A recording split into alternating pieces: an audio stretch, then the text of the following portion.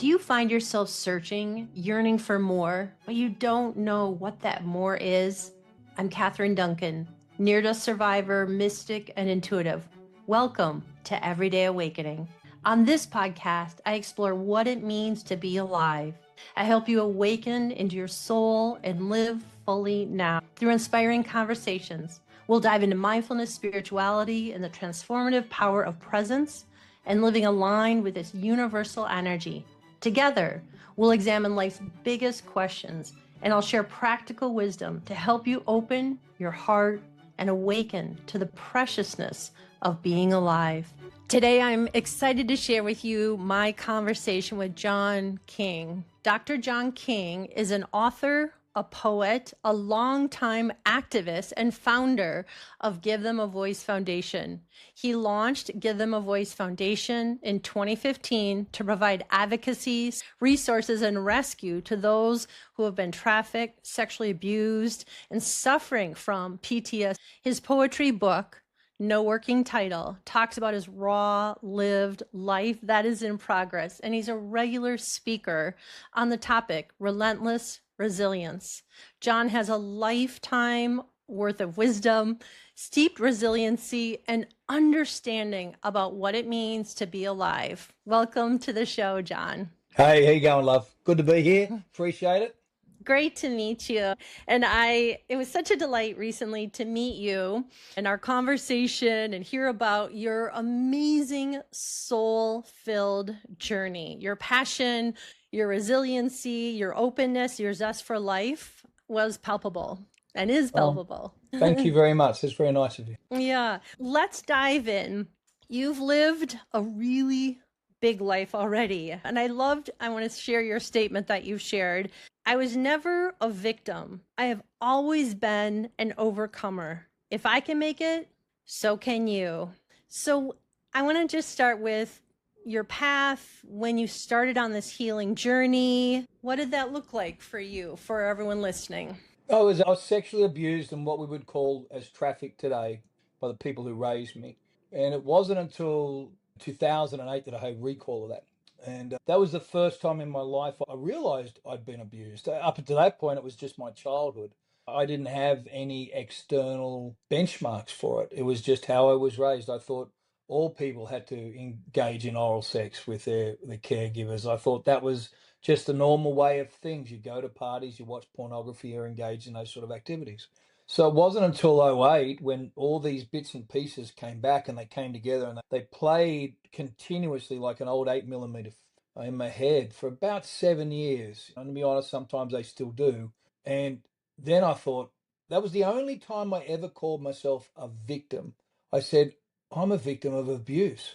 And I said it once, and my inner commitment was that I would never allow myself to frame myself as a victim of anything. Wow, that's powerful. And you were in your 40s, is that right? When this came to? I was 45. Yeah. 45. Oh, and can I just ask, did it happen all of a sudden in one afternoon, evening, something triggered, and then all of a sudden this opened up in you?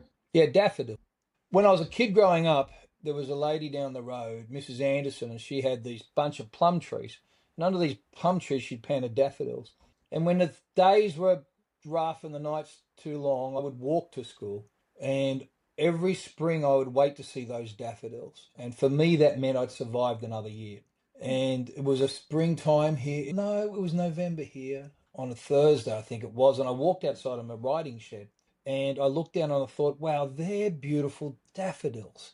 And it all came flooding back. 14 years of abuse. And my wife at the time found me curled up in a ball in the backyard, sobbing. Wow, that's really powerful. And when this started coming back to you, did you have a memory of, as you said, year after year, you'd see the daffodils and you realize I survived another year? Do you have some recollection that actually was going through you year after year when you were little? No, I think that's my reflection on it now. I've wondered why those daffodils. And I think when I've sat with it, I realised that I'd come to depend upon those daffodils for counting the passing of time and counting year by year. It was the only pleasant thing I can remember from my childhood was those daffodils every year. And I think I don't know why, but on that particular day, Mm, everything that I was raised and went through as a kid was tied and committed around that memory. wow, very powerful. Can you share more than what happened at 45 as it started flooding back? I know you and I've talked a little bit about your life started falling apart, but what would you like to share with people? What happened, what you started to learn? I went from traveling the world. I'd be on a plane 9 months of the year speaking in very large non-profit and for-profit organizations. And I went from that being a very successful corporate trainer, big stage speaker, to a complete lock-in with a stutter that was so bad people would get embarrassed. So my life was total meltdown. I went back to being like a college student. I was heading towards divorce at this stage, and I was living in a one-bedroom apartment with cement block bookshelves and a mattress on the floor. I was basically a college student again. And so that was the whole tumble down. And from that point, it became the decision and determination to start to live my life differently and I went from John 1.0 to John 2.0. Often what trauma does is it changes the way your brain's wired. And, what John Ageddon did for me, it moved me from this very left brain, goal driven person to someone who wanted to smoke cigars and write poetry. John 2.0 had a totally different skill set than John 1.0. The two just weren't compatible. The two halves of the brain were just not getting on. And so this learning journey was a totally different and new experience for me. And as I started to build back and understand the impact of trauma and what I'd been through as a child, I started to have to reinvent myself in a totally new reality. I know you've shared with me off podcast that you found a skilled therapist to help you, which is, I think, critical in my work in my private practice and working with people with trauma. Can you have someone that really sees you, helps you through the process? Can you share about what that experience was like? I think it was very daunting for her and daunting for me. I determined I needed to talk to someone, and I had a mate whose mother-in-law was actually a therapist. And what I liked about Mona was that Mona had actually been through something similar as a child, because I wasn't going to go and sit to someone who had no idea, because they just weren't going to get it. And I understand this is nearly 20 years ago, and there were no support services for men. Still today, there's only one place in all of America where there's a home for trafficked or sexually abused boys, and it's in Texas. There's nothing else. There's still very few support groups for men.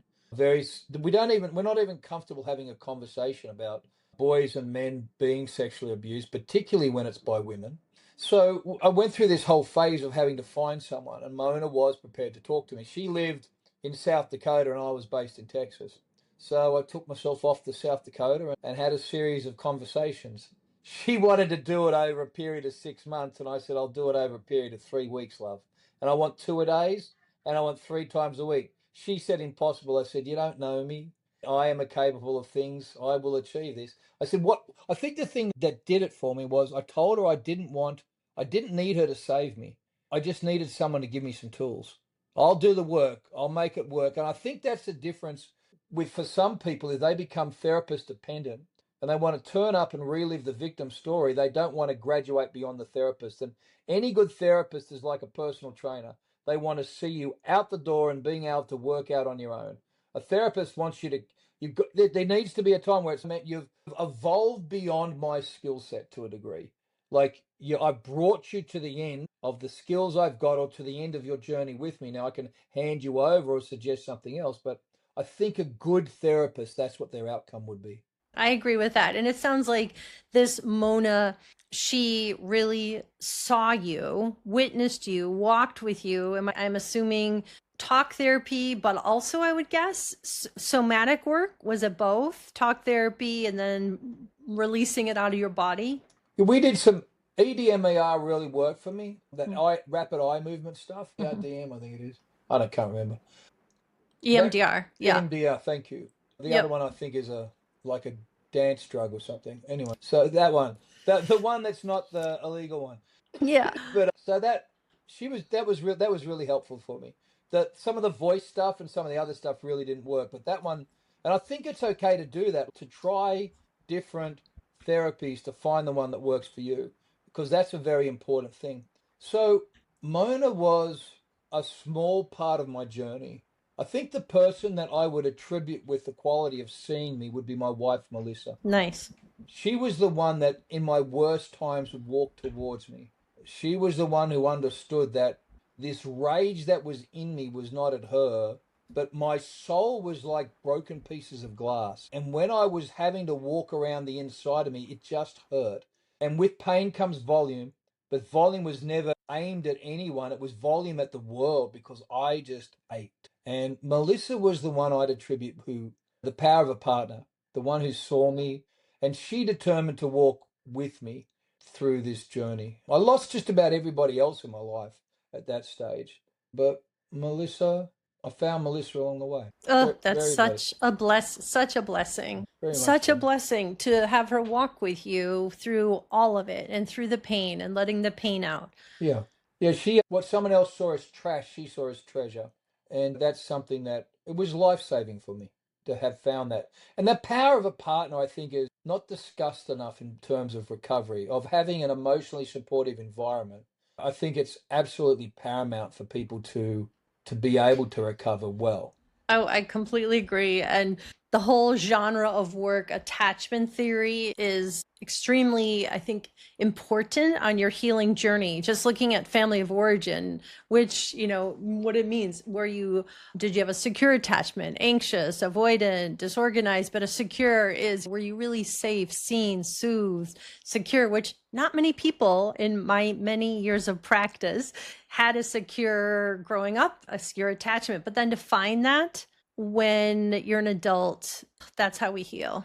Yeah, definitely. I think my journey there took a different nuance 18 months ago when I found my Aboriginal heritage. I'm an Imbrani man, Indigenous man, Australian. The government policy was to breed the black out. So melanin is a recessive gene in Aboriginals. So by the time you got to the third generation, they were blonde-haired, brown-eyed kids, as I was. And when I turned 60, we just introduced Melissa to a Cherokee family. And she said, "You've got to answer this question for yourself. You need to go back and you need to find Mob." And so we went on that journey. So the last 18 months, 2 years, that family of origin took on a totally different meaning for me. And you go from orphan to tribe, and it explains so much on a DNA level, on an ancestral mind level, on a understanding what's actually in your DNA. That that family of origin, that gave me a whole new sense of rounding out my recovery. Thank you for sharing that. What would you say some of the biggest learnings from just that experience, but then also on your path right now, biggest learnings, biggest gleanings? There's probably four truths I've come to develop: is live authentically, be authentic, imagine the future you want to inhabit, allow those truths to set your goals, and to live, the Finnish word for it is relentless resilience. So those four are probably the four key things that I've taken out of that. What I learnt from my family in the last 2 years, my Mbrani or Aboriginal family, is to walk slow, to think slow, and to speak slow. And they were things I always did naturally, but they were things that never worked within a European context. It was always just a part of who I was. And I was ridiculed for it because I would just walk slow, I would think slow, and I would speak slow. And I think between those two tenets, I've started to assemble what the next 20 to 30 years will look like. I would say in the arc of recovery, I'm probably 15, 16 years in, but probably only the last 2 years I feel like my feet are under me. And I feel like these tenets I've now got are for my future self in terms of guardrails and guidance for what the next 20 or 30 years look like for me. And it just, in the moment, sounds like your connection back to your original family that was so powerful in understanding really who you are, what defines you, what's important, explaining who you are to yourself. Yeah, it is. Everybody's from somewhere. Like indigenation is a God had a tribe. That tribe had a piece of land. God's into indigenous. We're all indigenous. We are all from somewhere. We have roots somewhere on this beautiful place the Creator put us.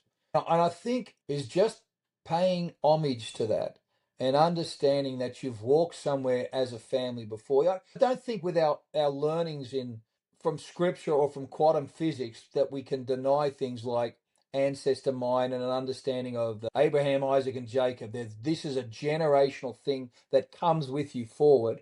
And if you get around indigenous people, you understand it's not just Abraham, Isaac, and Jacob, like they talk their lineage. You get to reading the book of Numbers. It's boring because everyone just begat someone. And they're shagging for all these chapters, but you understand that what they're talking about is this heritage and lineage that has come forward.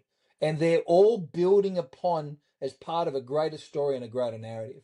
And I think in our Western society, we bookend it with birth and death and some most often than not mindless activity in the midst of it, instead of taking pause and wondering, why am I here? Where did I come from? And what is my future and my destiny? Like, what is my purpose, mission, vision, and value for this thing? And I think that's a very important part of growth in everybody. Oh, I completely agree. I completely agree. Where you're at today and all your healing that you've gone through, what would you say in the moment is your calling when you look back at what you've lived through? Why are you here? What does it mean? What's your purpose? Oh, they're a good question. Man, 30-year-old John 1.0 had a totally different question than 62-year-old John 2.0. Purpose, overarching one, is to love God and enjoy Him forever. I think it's as simple as the catechism. Is just enjoy this because this is beautiful. And then to do things that I enjoy. And I enjoy to write. I enjoy having conversations. I enjoy working with my wife on a daily basis. I enjoy those things. So I think I learned in recovery that my childhood was pretty horrible. So at some point I made a decision that I wasn't going to do horrible stuff anymore.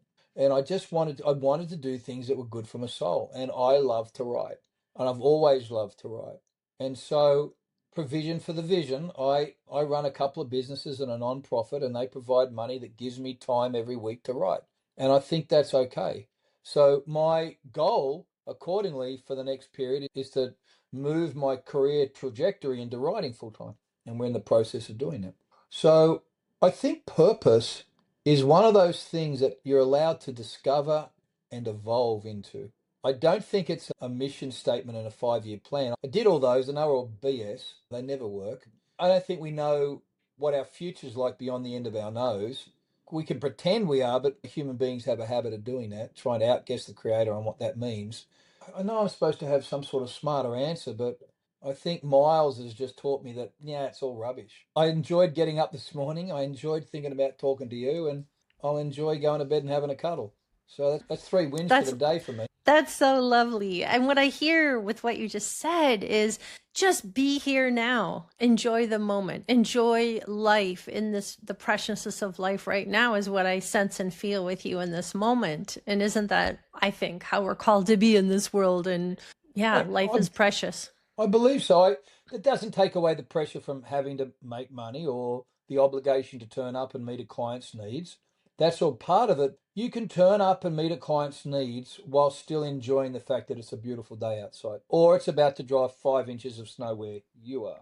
Yeah. So I think you can do that. I think you can do both. I don't think it has to be one or the other. And I don't think there's pressure to find out what you're supposed to do early and pursue it. That's not my experience has taught me that's just not the case. And I don't think we ever end up where we started, but we always end up where we're meant to be. I would agree with that. And it's a process of opening it each day, hearing, sensing, feeling guidance. We live into it every day. And just by being present, we can open into the guidance that's always here in our lives. But I also want to raise up the fact that you, I sense from your work, have a passion to help others who have suffered. Yeah, Can you yeah, talk more about that? sure. So for me, recovery was a 15-year and probably $250,000 process. And I was blessed enough to be in a situation running my own businesses that I could take that time and spend that money. But I came out of that thinking, like on average, it takes someone about 10 years to get into recovery. They start the process and probably 10 years or so before they start to get their feet under me. I probably got my feet under me for the first time, as I said, a couple of years ago. So what I wanted to do was I started this online group called the Phoenix Collective.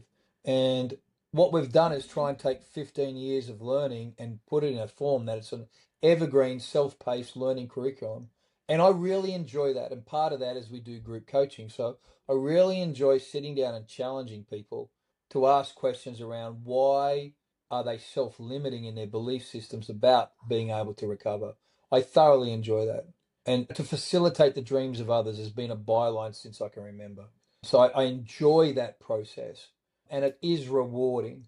I think I'm blessed to be at a stage in life where I am only doing things I enjoy. And that's not, people would call that lucky. I would argue vehemently that's not. That's decisional. That is very decisional.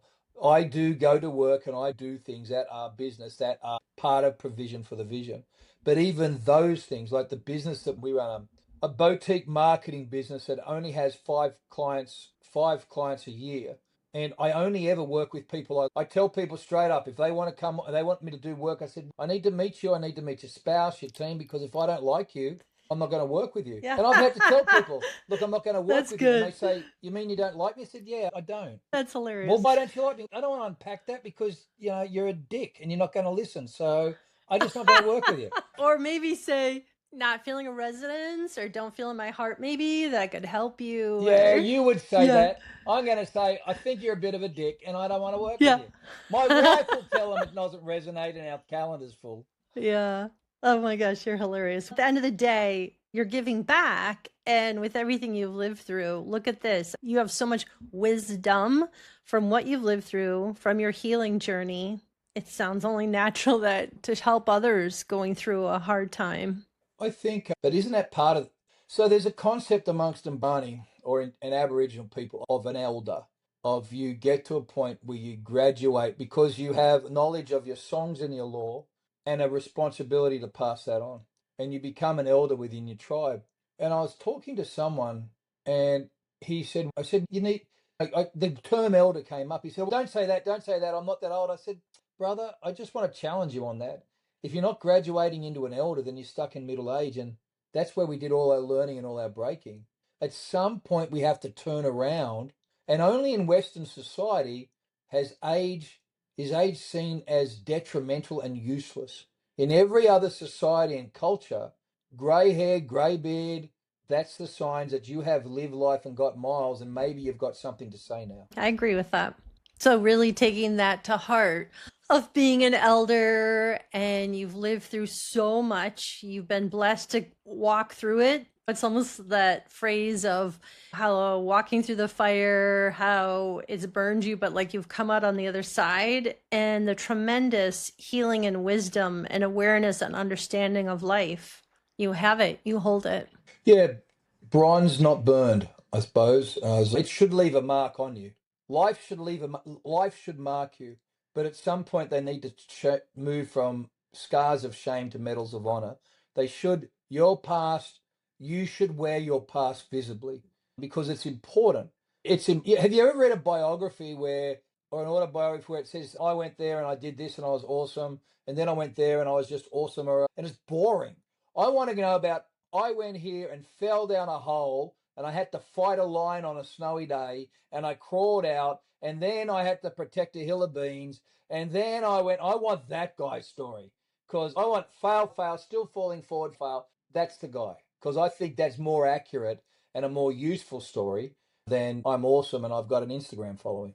Yep. And I agree. But I'd also say in the moment that takes a consciousness, a choice to look inward at the pain and the suffering and want to heal. I see this in my private practice every single week. People I work with that are finally ready. Maybe they're 50, 60, 70, 80. In fact, I have a 90-year-old in my practice woman who, I'm ready. I know I can experience more of life. I know I'm still holding this pain and I don't want to hold this anymore. So I do think it takes courage and strength and a conscious choice that I want more. I want to heal more. I want to open more. I want to feel more. Absolutely. Yeah, absolutely. Yeah. But then on the other side, there are people, I'm guessing you've seen this as well, that, and I've only met a few here and there that sense and see this in the pain within, but they don't want to do the work. And like, fine, next lifetime, I come back.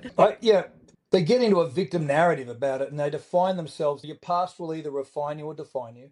And they've allowed their past to define them instead of make them into. There's no point having lived through a horrible patch if you're not going to learn from that and graduate. Turning shit into fertilizer, like you just got to scrape it around your life and let the tree grow.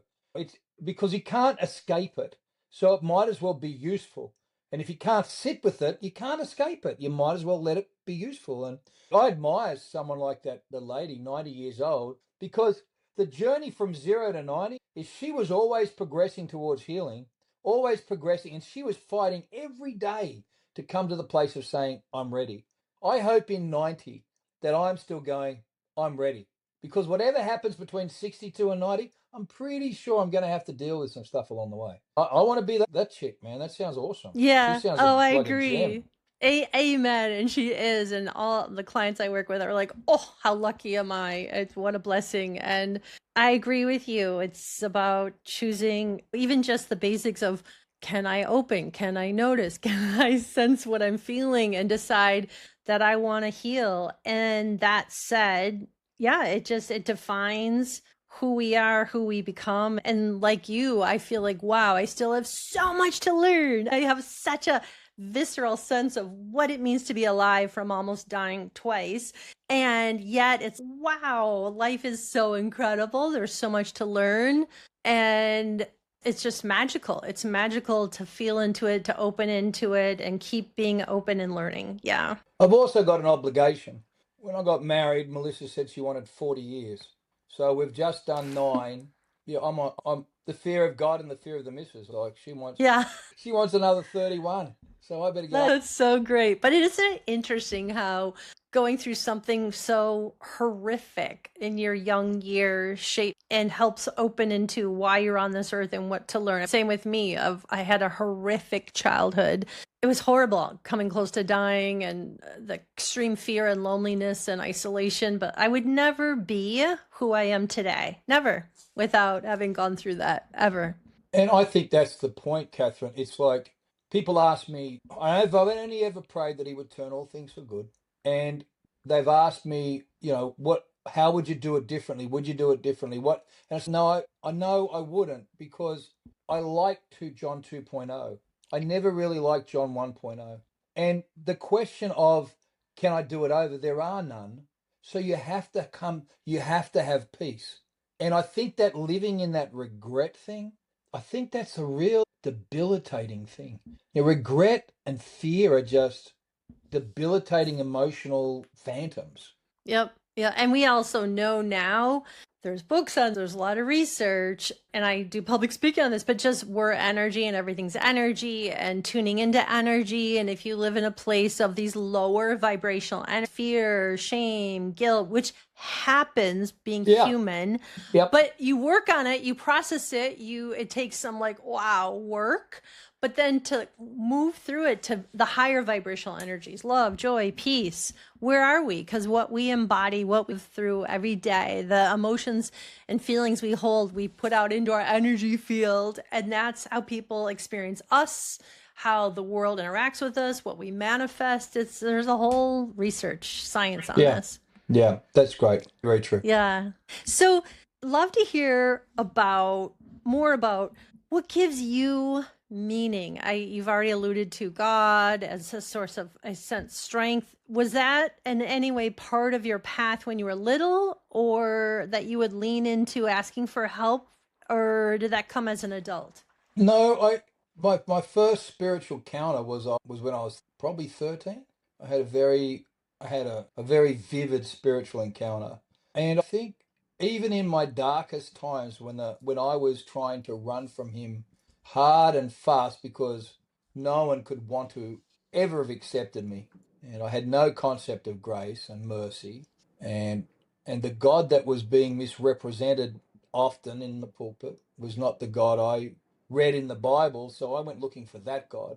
And when I collided with him later in life, it was like I'd just come home. Like I knew this fella. This fella had always been there, and he'd always been there. And so for me, that sense of coming home was the greatest relief of my life. It answered so many questions for me. Can you share with us what happened at 13, that spiritual opening, awakening you had? So there was a little church that had a big hall, and it was a Scottish Calvinist Presbyterian church. Now that's a Hmm. mouthful just there. That Theologically, that there's was a a few. mouthful. Yeah, there's a few issues, but Yeah. anyway, it was a Scottish Calvinist missionary church, and once a year they would send a guy over from Scotland to preach the gospel. Calvinism believes that all are called, and they would. This was part of their worldwide evangelistic thing. So anyway, on the corner shop across from there was like a little milk bar. And I don't know what the equivalent is in America, where they sell milkshakes and candies and things like that. And so I went over there and I stole a packet of cigarettes and I brought it back to the hall. And there was a stairways where all the girls would go upstairs and boys downstairs. So all the boys would gather down and look at the girls' socks and try and grab their legs as they walked up the stairs. So I was smoking under the stairs trying to grab girls' frilly socks. And so that was the midst of my great spiritual awakening. And then I went and stood in this hall, and this old Scottish guy was preaching, and it was literally like this beam. It was just that thing. I just, for the first time in my life, I had an understanding that God was a reality, and He spoke to my soul. So in the midst of my sin and 13-year-old boy behavior, it's not like I'd prayed and fasted for this thing. With a guy with the thickest Scottish brogue that I could never understood, I had a revelation of the reality of Christ, and which to me just ticked so many boxes. Like I wasn't worthy. I couldn't understand the guy I was speaking to, but my heart came enlivened for the first time since my creation was brought forth. And so from that forward, he always walked with me. Now, in that period of walking was the period of my greatest sexual abuse, my greatest trafficking, my greatest sexual humiliation. And he was there in the midst of all of that. And if you ever get it's one of the most awe-inspiring and soulful things is when you hear heaven cry for you and understand that the Father has a heart for the broken. And so those years were times, some of the sweetest spiritually and some of the darkest emotionally and physically. And so when I came out of that period, I went looking for love in all the wrong places for a lot of, very angry, very broken. I was an equal opportunity victim. I was very more regularly abused by women than men. And so when I came out, I was just angry at everything and everyone. And so in the midst of all this, I was driving home I'd been mustering sheep and cattle for a time. And I drove past the church and I saw a funeral, and this voice again that I recognized because I knew it when I was a kid said, "One day that will be you. Are you ready to meet me?" And it was like, hell no. So I did what everybody should do under the conviction of the Holy Ghost, is go and get drunk for a couple of weeks. And when I sobered up, he was still there, and I thought, "No, right, I need to work this out then, eh? You're not going anywhere, and obviously I need a little bit of help." Mm, Yeah, it was a thank you for collision. sharing that. Wow. It feels, what I'm sensing is you felt, would you say, a deep presence with you? All of a sudden, a deep presence of God, Christ, what words you want to use, that came into your being. I think it was an understanding that was always there, that I had never understood what that feeling was. And once I understood it, I realized that it not only had never been there, but going forward, it never left. It didn't matter it's very hard to run out of the hand of God. It's a very big hand. And so you just have to stop and give in and go, "You're right. Okay, you win. Okay, let's just do this thing." I love the analogy of, yeah, running from the hand of God. It's always there. Stunning. It's a big Beautiful. palm. It's a very big palm.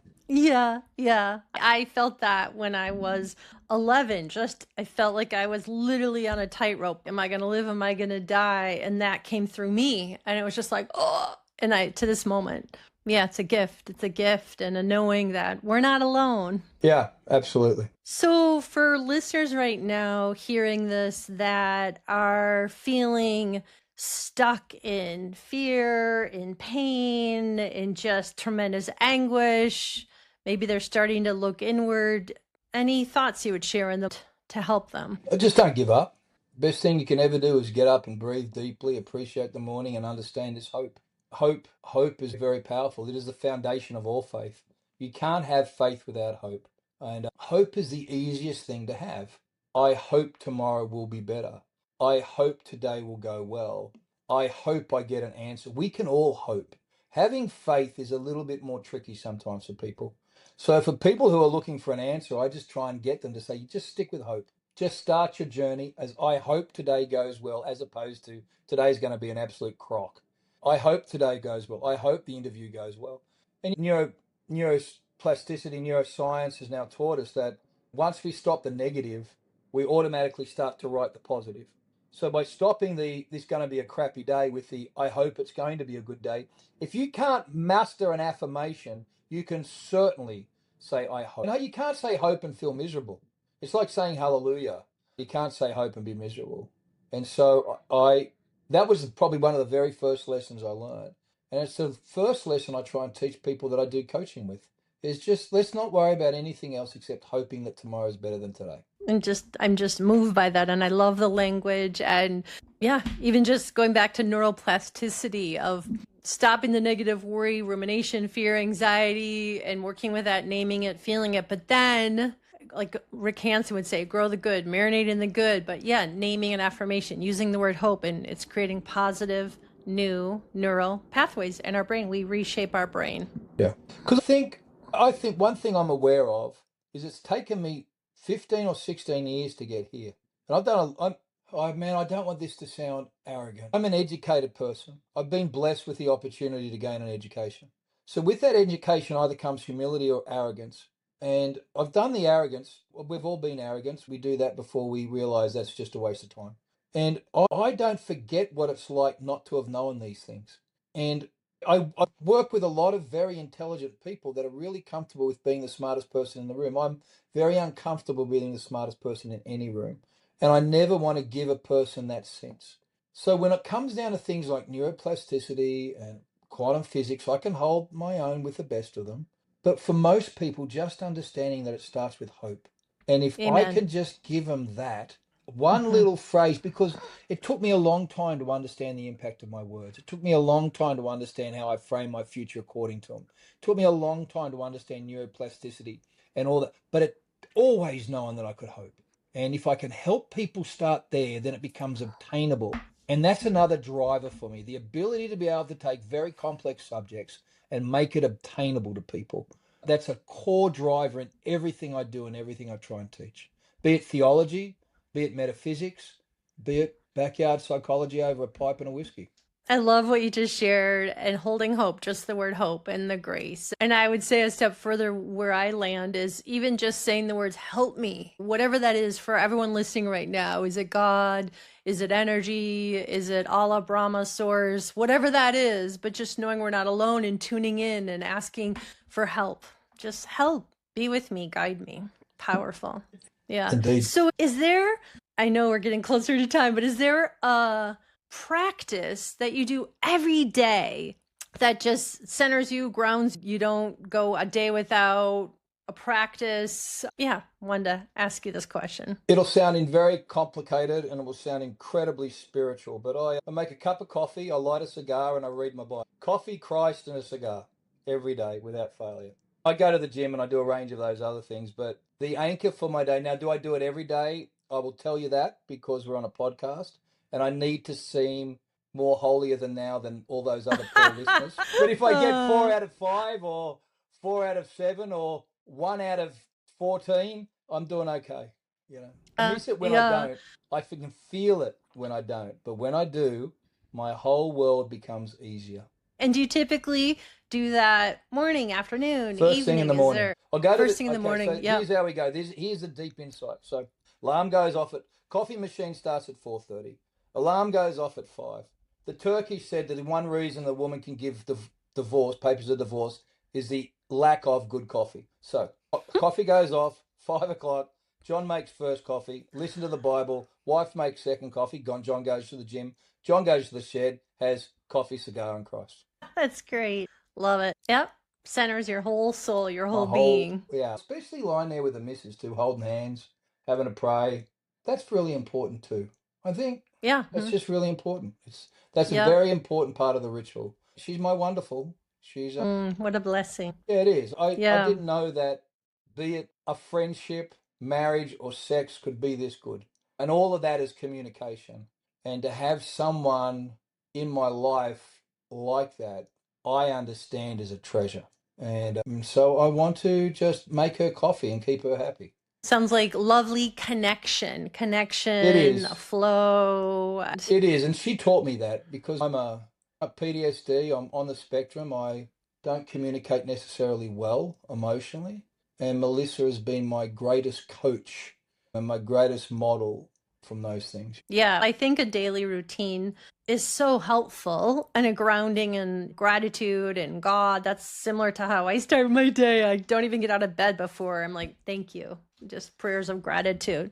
I would love to ask you more questions because I have a whole bunch more, but I want to be mindful of our time. And I end my podcast by asking the question from my book, Everyday Awakening: what does awakening mean to you?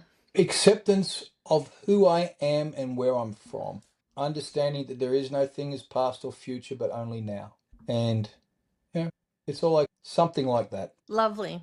Accepting the moment, being in the moment. Lovely. Thank you so much for coming on my podcast. You are inspiring. How can listeners find you, your work, website, social media? Sure. drjohnaking.com is the website, and there's a bunch of stuff I can get on there for free. We've got some mental health quizzes and challenges. We're launching a couple of books. If they'd like to find out about those, we'll drop them an email. And social media, Dr. John A. King, all over different platforms. So love to connect with them. Love to have a chat. Lovely. I feel inspired meeting you, talking with you. My Thank heart you. feels full, and I wish you the best. Thank you for coming on. Thanks, Catherine. Appreciate it. Thank you so much for joining Everyday Awakening. Let's keep the conversation going online. You can follow me on Instagram at Catherine Duncan, MABCC. And to keep up to date on the show, subscribe on iTunes and leave a review. I'd love to hear from you.